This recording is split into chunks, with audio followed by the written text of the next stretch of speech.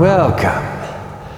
I am Count Frightculous, and I will be your guide into the chilling, spooky scariness of the world, and maybe perhaps the universe. But now our journey is taking us into the realm of the scary stories contained in books of long ago. A long time ago, maybe, 50 years or more. But yes, stories that were hidden away in the dark recesses of shadows, where people would keep their clutter. That's where you would find these books. And they've been hidden away for a long time, and they're still there in most cases, but in some instances, they have resurfaced. And maybe if you're at a certain specialty shop, you might be able to uncover some of these hidden gems of scary, spooky stories. I would challenge you to go out and find some scary stories for yourself. But for now, you're here with me, Count Frightculous, and we're going to review some scary stories together. And at the end, we will give an official rating. And to do that, I have with me the Demon Baby, and she will give us her official rating. I can think of no one else that has more credibility or experience than something like the Demon Baby. And she will do that by giving us a head spin.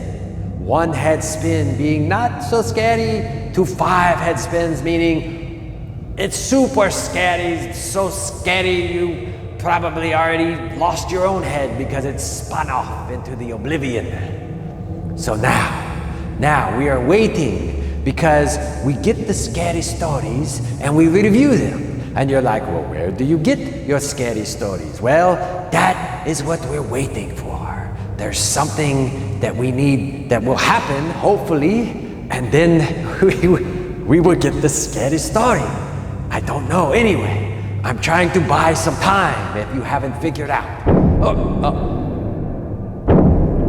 Okay, there it is, the door.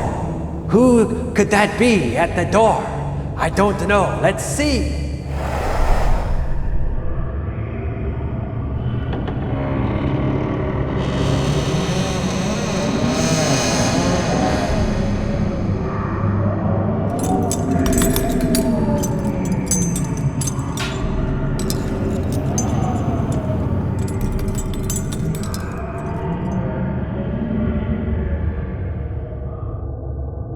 It's the Grim Picker. Finally, he is here with the book of scary stories for us to review. And I must warn you, do not ever deny the choice of the Grim Picker. Once the decision is made, it must not be undone. And with that, we have our book. So let's go ahead and get right into it. I'm ready to review some scary stories. And so now, we are ready to review this book of scary stories, titled Vault of Evil. I see right away from the cover that it is very spooky, and we have this ghost on the front, and the car is going right through it, and look at the man that is the driver. The steering wheel looks like it has already been embedded into his chest, but he looks as if he's doing the pose like the Michael Jackson Thriller pose. Look at that. This girl in the corner, though, looks as if she's not even aware of the ghost in front of them. It's as if she's looking something completely different. Like, hey, we just passed a fruit stand. Or, oh no, there was a nice looking thrift shop we could have gone to. Please turn the car around. But the Thriller man is driving off the road. And on the caption of the title, though, it says, I said I'd return as a ghost to destroy you. And I have. He has indeed come back as a ghost here in the Vault of Evil. And at the top, right away, it says, no man escapes alive. from the vault of evil. So it's very attractive. There's a lot of colors, a lot of action. And if you were seeing this, you would want to maybe pick this up and say, I must know what is going on in this. I need to know what this woman is looking at that is very unaware of the ghost in front of her and the horror that is about to strike. So, in this first story, titled, My Friend, the Ghost, it is about a man who wants to take away the inheritance that is being taken away from him by his hypochondriac millionaire stepfather. So he comes up with a plan to take away this money, to take away all the inheritance that is being taken away from him, because he is greedy and he is a mean-spirited, evil person. And as we know, when you are evil, you will attract the evil to you. No matter how much you try, it will always turn against you. And I cannot imagine this story would be any different, because in the end, the tables have been turned on him before he even knew it. So let's see exactly what I mean by that, because even I am not sure if I know what I mean when I said that. But let's go ahead and get into the story, shall we? It starts out here that Carl had been violent, vicious. Kenneth Reese, stepson of a hypochondriac millionaire, had just been told he was disinherited. The rage within Reese was volcanic. Right there, those words are very powerful. It paints a very, very graphic image of someone who's just lot of rage. You can imagine that there must have been a very heated debate going on. And he says here, this is Kenneth Reese. He says, I'll kill you for this. I'll kill you as sure as you're sitting there. He says, don't try anything, Ken. I'll have you locked up as a lunatic. I won't stand for your nonsense much longer. If you're going to bring up the matter of how I squandered your money, don't even go down the road of all the things I've done wrong, even though I know I've done them wrong. Sorry, I had to laugh at that one. He's very bold to say something like that. It disgusts me. You've paid and will pay more. You'll all pay with your stingy lives. So he thinks they are stingy. Get out. If you come back, I'll have you jailed. We can see just how violent this conversation is. We know something terrible will happen, because people that speak like this and see the anger and the rage within them, we know that it's going to escalate even further, as it does. Here, don't be too sure you can't jail a ghost. Right there. What is he talking about? Right, they even ask, ghost? What are you talking about, Ken? You're not thinking of doing anything foolish. And there's Ken, very smug, I might add. Let the future decide that. Only remember, Dr. Brock, I shall return. My threats are never idle. You're the only one here who's been my friend, and you know I don't lie. So, here we go. Down the road of deception and evil, because it is titled Vault of Evil, and right away we are in the thick of the evil. That afternoon, as for Dr. Brock, the Reese family doctor drove to the village with Duncan Reese beside him. Look, doctor, a wreck. It's Ken's car. Good heavens, what happened? They're coming out of the car to check on him. Exactly what I wanted to happen. I said I'd return as a ghost, didn't I? You tried to kill yourself? And here, he agrees. I succeeded. I'll succeed against you, Duncan. Against you and Father and Lawrence. I shall return from the dead and destroy you. He's babbling. I'll give him a shot of morphine to ease the pain. I'm reading these because it's so important. This is an insane type of story here. It's very scary, but it's interesting. The man is trying to kill himself so he can come back as a ghost, as he threatened to do so he can get his revenge.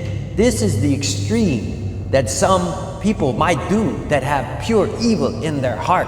I'm so angry, you disinherited me. The only way I know to get back is if I can haunt you as a ghost. That's a big risk on the part of Ken, but his evil has taken over, and we see that now that is what he's tried to do. It's almost frightculous how crazy this is. Am I wrong? It won't help, Brock. I'm a goner.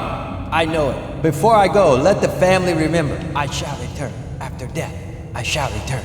I'll kill them all. It's funny there, I have to laugh a little, because he's dying, but yet he's still talking and saying, I like how you tried to kill yourself.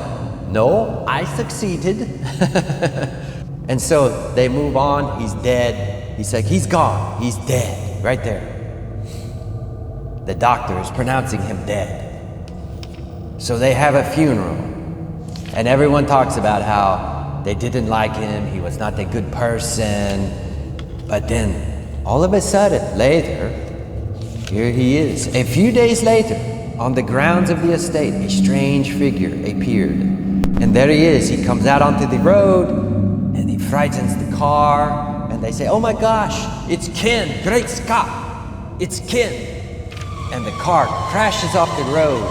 But again, he doesn't completely die. People that have car wrecks still have enough in them to explain what happened. Here he is. When the police and family arrived, gasp, it was Ken. His ghost, so he died. He's dying, curse came true. Ken's ghost returned. Then again, in one of their bedrooms, here comes Ken, and he's frightening them, and he frightens him off the balcony.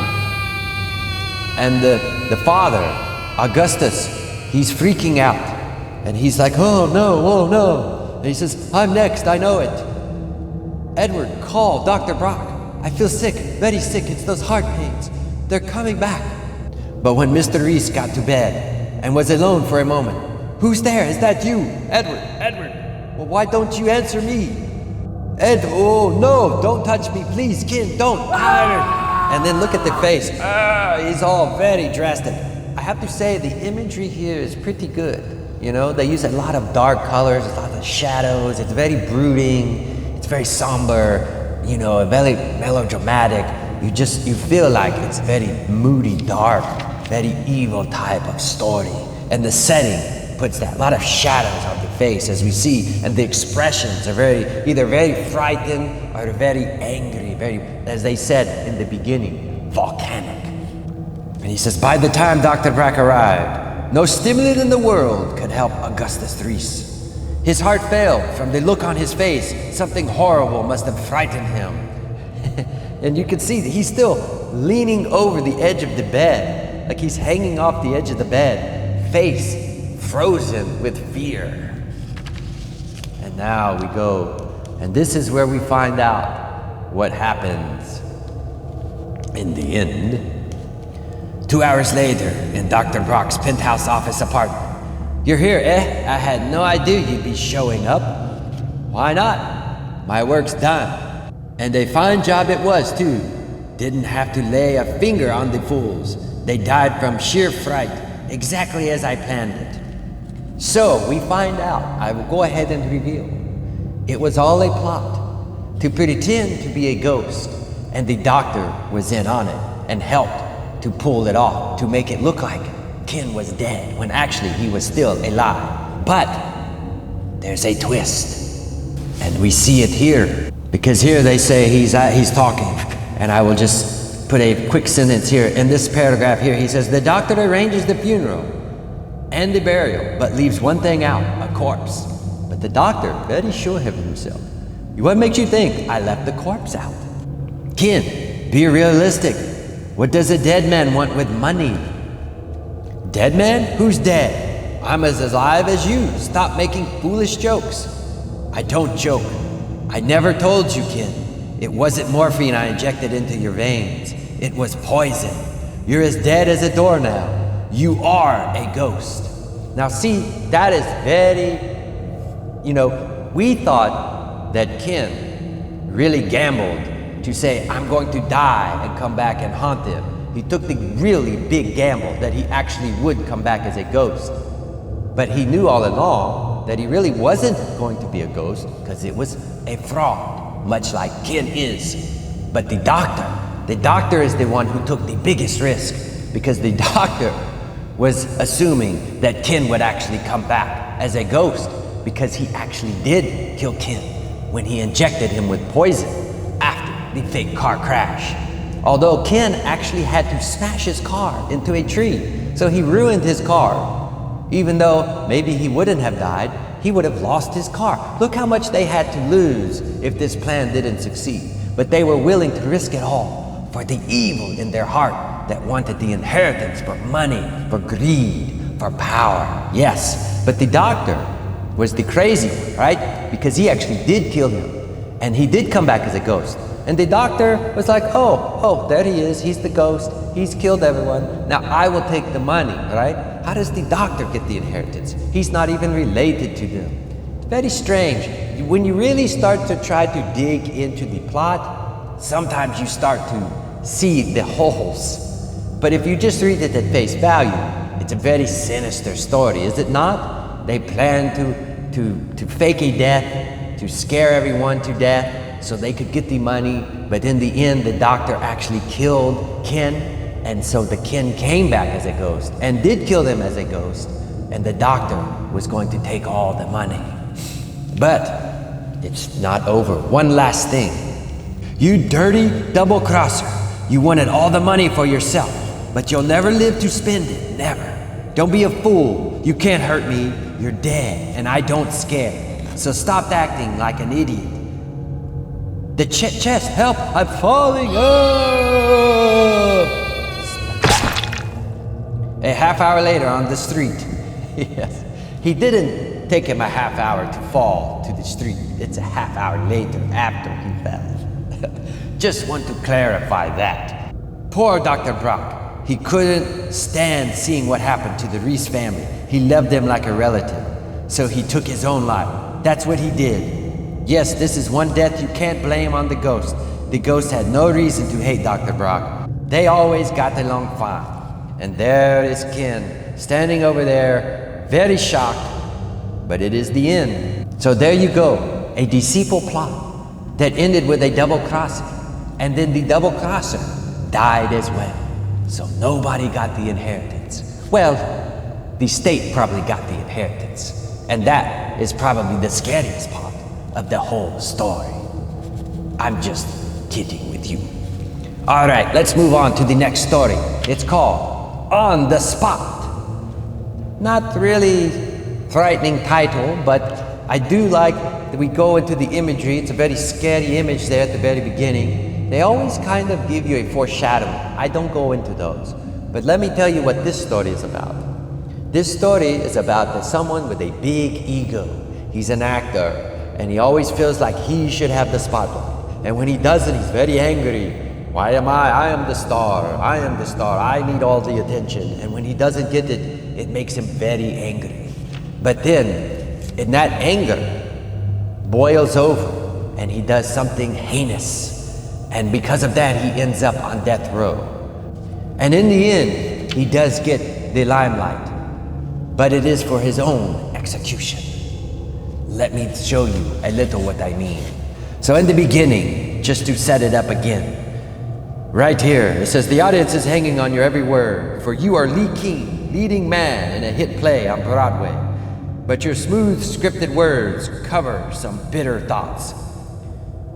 So you see, my darling, I found you out. And he's thinking to himself, this is the third time during this act that the spotlight hasn't been centered on me. And then she's talking, Lorna Day, and he says, Lorna here is only a featured player, and Danny gives her the spot. I'm the one that should be on, me, the star. You see, he's very egotistical. He should be the main character. But in reality, for his defense, if he is on the stage and he's the one talking, you would think the light would be on him. But either way, he's taking it, and he's very bitter about it. He's taking it very personal, and he's very angry. And there we go again. It happens again. That fool electrician, always too far in front, or behind me with that spotlight. And people congratulate him, but he's very angry. He's like, where is that idiot? Danny. Danny is the spotlight guy, we find out. Of course, later, after the performance, Lee is in his dressing room with Lorna, and they're discussing their dinner date. And Danny walks in, and Lee is very angry at him. You fool, you screwed it all up. You messed up my spotlight. And there he is. Look, punk. How many times must I warn you about keeping me in your spotlight? Dead center. Hey, let go. You're lucky there's a lady present. I'll take care of you later. Ah, go dunk your head. As we see, this is obviously a story that took place a long time ago, based on the type of sayings they're using and the words they're using and the way they speak. But that's good because we get a little bit of how culture was a long time ago in these scary stories. And now we move on. And so here's Lee going to Lorna's dressing room to pick her up for the date. But inside, Danny is there. Danny, you must leave. What if Lee should come and find that you're still in here? Ah, that windbag. I should foul him up twice as bad with the spots. See you tonight. Gee, I'm sorry, darling. I've a date with Lee, good for my career, you know? Here, look at Lee's face. He's so enraged and upset and angry, so many emotions, but he knows how angry he is. A lot of things happen then, Lee King, but you don't remember too clearly, for your world suddenly flames into all the mad colors of the momentarily insane. And then when the madness is gone, you find yourself standing over Danny, and Lorna is crying. You killed him, strangled him with your bare hands, my Danny. Lee has to go to court for the death, and he is sentenced to the electric chair. Even though he has done the worst, he's still going down that road of evil, because once you are traveling down it, it is hard to steer off. So you must keep just doing more and getting deeper and deeper until your ultimate destruction is all that's left to happen. As we see now, as the story is going to conclude, Lee is in prison, waiting to be taken to the electric chair. But his lawyer is visiting him, telling him there's no way he could get him off. And Lee knocks him out. And it says here, as I said, about not being done with his evil ways. But you aren't finished yet. You slip off your unlaced shoe, and in one swift motion, sorry, old man, I just don't like it here. So you swiftly change your clothes, assume Hartman's posture, disguise your voice, a big role for you as an actor. I'm ready to leave, guard. Okay, sure, but the guard figures it out. Hey, just a second. Hey, halt! You keep running, and you gain the prison yard. And so now you're out, and you're trying to run away, and it's like those old prisons where they have the spotlight, and there's a spotlight. They're trying to find you in the light, and you're running, and then all of a sudden, the light is on you. Yes, Lee King, you're in the spotlight now. You've got it all to yourself, and you can't run away from it. Turn off that light, turn it off. This is the last warning, stop running or we'll shoot. But you don't stop running. You want to get out of the spotlight. Then you hear the guns and you feel something hot stabbing into your body. They're very good with the wording here. You know, I like the dialogue. It helps to paint the picture. The picture is good, but the words help to develop even more. It says, get that light off me, get it. And he dies, right? And so, of course, he gets killed. He's shot to death for trying to escape from prison. We got him, Herman. Whoever handled that light sure did a good job. Yeah, he sure, holy smokes, look, Mike. There's nobody behind that spotlight. They can't see anyone behind the spotlight. But you do, don't you? Lee King? Just before you take your last breath, you see who put you on the spot. And as we see in this panel, it's Danny. The ghost of Danny, I should say. So the one thing that you were angry about at the beginning is the one thing that led to your death. And that is a nice little twist to a scary story.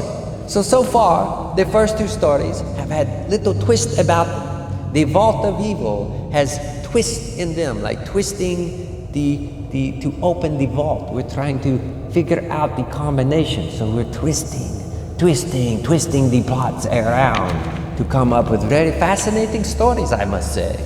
And so now we will go. We have 2 more stories, so please stay. Let's begin another story and see what happens. This one is titled The Diet of Donald Moore. And this one is about the man who is trying to become ultimately fit. But when you look at him, he's anything but fit. He's kind of a small man, he's got kind of the pot belly, he's got the receding hairline. He doesn't seem like a very healthy man, but he's ultimately wanting to be the healthiest he can be. But here it is, and we'll start out on the first. For long, agonizing hours, I've watched as the distilled green liquid gathered in the beaker, drop by drop. Now, hands trembling, I lifted the concentrate to my lips. Carefully, I allowed only a few drops of the potent fluid past my lips and tongue. Great heavens, this stuff is terrible. Suddenly, the bitter taste was replaced by a miraculous sensation. A stimulating feeling of strength surged through my veins. Why, this is astounding. Only a few moments ago, I felt fatigued, almost exhausted, and now, maybe he just invented Red Bull or the Monster Energy drinks. No, I don't think. But this story actually happened before those came out. This was back in the 70s, so they did not have them then. But this is kind of a foretelling of things to come, correct? But here he was. He was thinking to himself of all the things he used to do. He used to exercise. He used to do all kinds of crazy things to try to get in shape. And all he ever did was ache and hurt and be hungry because he would try to just eat all meat, or he would just eat all vegetables. And his wife even scolds him. Donald Moore, you must stop those gymnasium workouts. You're pale as death. Why must you always overdo everything? Remember when you thought vitamin pills were the only thing to take? You ate them by the bushel, always overdoing your latest health fad. But then a gentleman comes into the drugstore.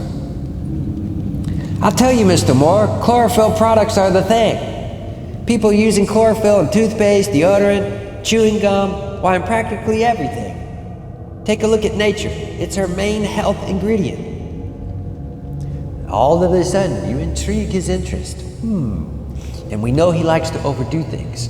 Why would he not overdo this? So now my company can place a complete line with you. Maybe I can produce a concentrated extract of chlorophyll for my own use.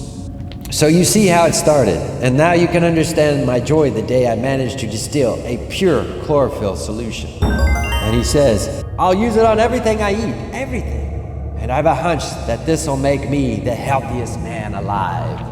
He does all kinds of crazy things. He puts it on all his food, he drinks it every day, he's constantly putting it into his system. Even as a nose spray, it says.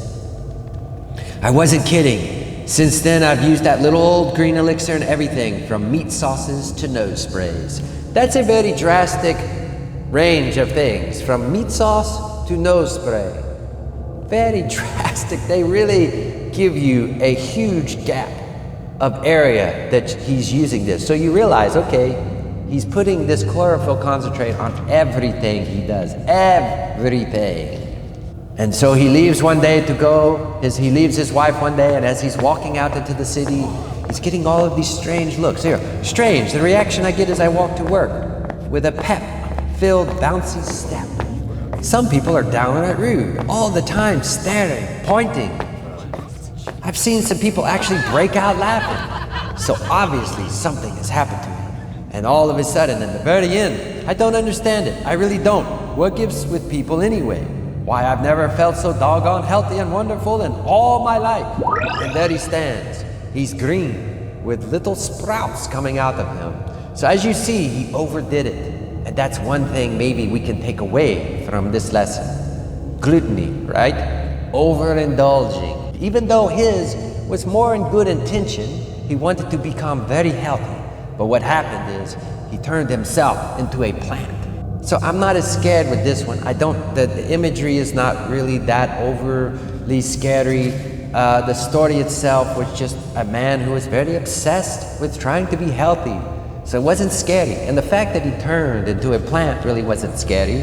I think if they had done something a little different, that might have, maybe he turned into a plant creature and started rampaging the city or something, and then he was shot with, some kind of plant poison, that's what actually killed him, maybe, I don't know.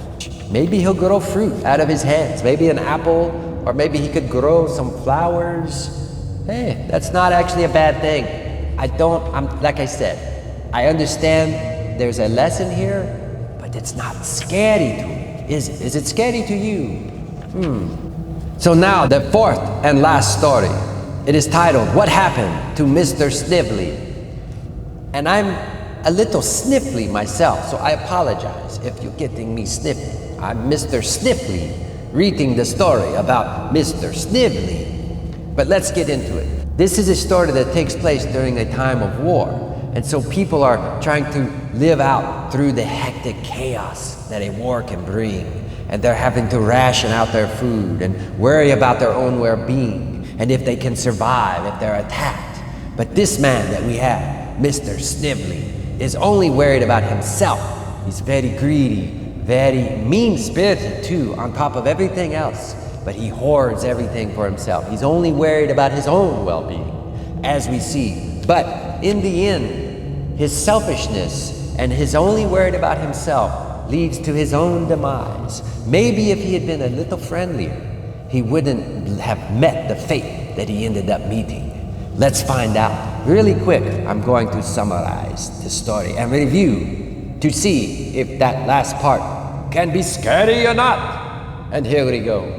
We find out right here how he is. Look at the imagery though. It's very mean. He's a storekeeper, but he's chopping up this meat, which is kind of like his own attitude. He's very chops people off. He doesn't let them speak. He doesn't want to help anyone. He's just chopping away angrily. I'm all out of ration tickets, Mr. Snively, but my son is sick and my husband is away in the army. Couldn't you just give me one little can of meat? No, and if you ever ask me again, I'll report you to the police. Don't you know there's a war on? We've all got to make sacrifices. You see how he says we have to make sacrifices. I'm sorry, it's just that I haven't had anything to eat in so long. It's people like her that help the black market. It's ironic that he says that. And so these people say, oh, you're such a patriot. You're very good about trying to make sure that we do everything we need to be doing to help the war cause. And, he's very into himself. Yes, of course. Whatever.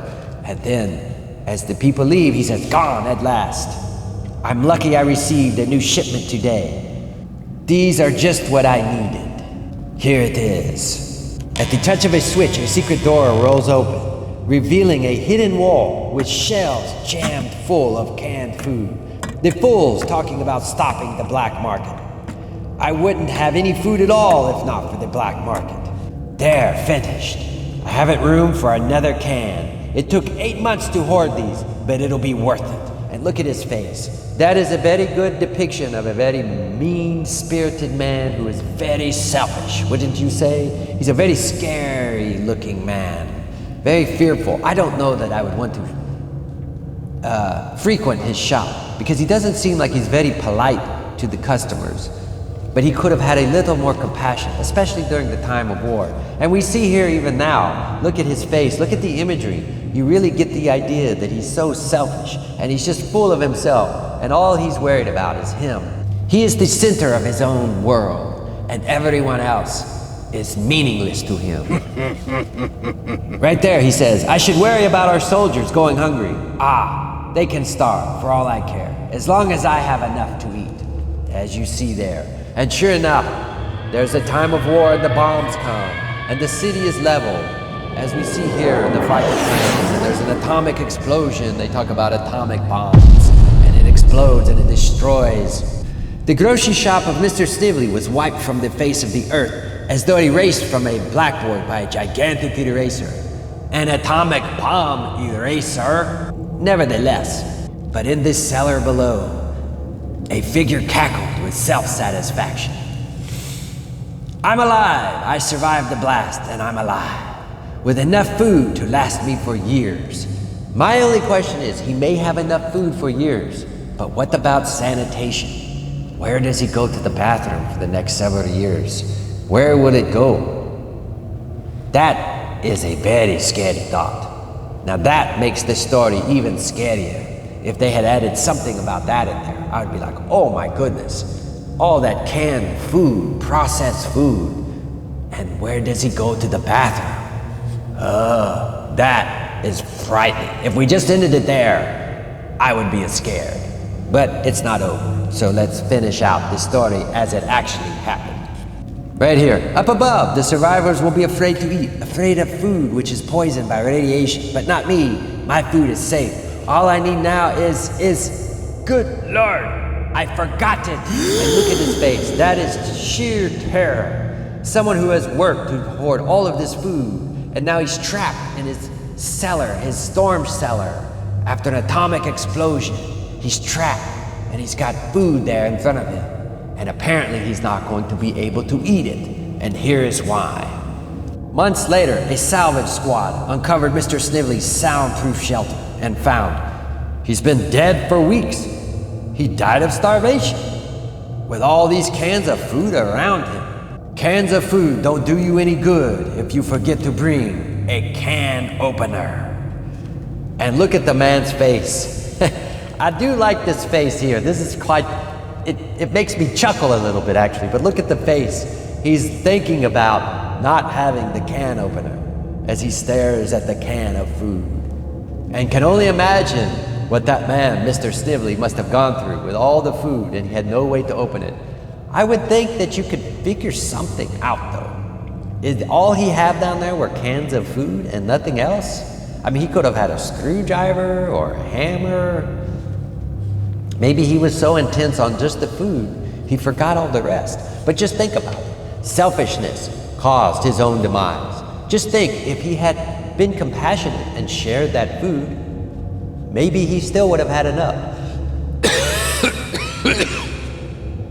Just think about it. Maybe if he'd been a little more compassionate, been a little more caring, maybe if he'd shared some of his food, maybe, and let people know, hey, I have a bomb shelter here where I'm putting some food away for myself as well. Maybe somebody could have reminded him, hey, make sure you have a can opener there, Mr. Snively. Oh, good idea. Because people helping people, when you're self-centered, you will forget the can opener and you'll be staring at food with no way to eat it until you die. So with the review of these stories now, we need to go to the Demon Baby to get the official rating of scariness. I have a feeling it will be rather low because I don't feel that this was so much scary as it was more just lessons and plot twists and little ironies here and there. But we'll find out because Demon Baby will give us her rating now. Now we wait as the Demon Baby becomes aware and will give us her official rating of just how scary the book of scary stories may be. We will see with her rating. Let's see, how does it go? There she is. She is now aware and she's going to give us a rating for this book. And the book, of course, that we're doing now is called, the one we are going to be doing is this one. I'm going to pick it. It's The Vault of Evil. I picked it back up. The Vault of Evil. That is the one we are reviewing. So just let's see what the Demon Baby can come up with now. Here she goes with the head spin. We've got one head spin. We do have the one head spin. We get at least one. Okay, that's good. And then, because I told you, this one had a lot of plot twist, and there's a lot of, things happening that are quirky and whatnot, but it wasn't like a lot of scariness. But that first story was kind of scary. Oh, I'm sorry, I interrupted the Demon Baby. Okay, Demon Baby, any more head spins from the Demon Baby? Oh, she doesn't look too pleased with me, does she? Okay, I apologize, Demon Baby, please, carry on. Any more head spins for this book of scary stories? We get one more head spin. Okay, 2 head spins. I believe. Is that good? Wait, well, before I interrupt her again, I don't want to do that another time. I don't make the same mistake twice in the same day, at least. So anyway, that okay. She has gone to rest now. No more headspin. So 2. I was going to say, I believe the second headspin on that one is before the first story. You know, the first story was so spooky and eerie. The imagery in that one, the way they made the faces look very frightening or very angry, and the words that they used, some of the descriptive words in that, rage, a volcanic rage, and all of those kinds of things made it seem very scary like that, you know. And then the final plot twist there, it was kind of like that Bruce Willis movie called, what was it, The Sixth Sense, I think, or something, where he was a detective, and then at the end, he ended up being dead himself, the ghost. This story is kind of like that. So, with that, that is the stories. Those are the scary stories, I should say, and I hope that you enjoyed them. I know I enjoyed reviewing them, so if you like, you can subscribe. You can hit the like there if you want, so you can come back and see more of our reviews of scary stories. I will be back again next week to do another review of scary stories. If you thought this book had any scariness to it, you can let us know in the comments. Otherwise, just go out and find your own scary stories. But maybe you know some scary stories and you would like to share them. Maybe one day I can share some scary stories from you, the audience. You can put some input and let us know.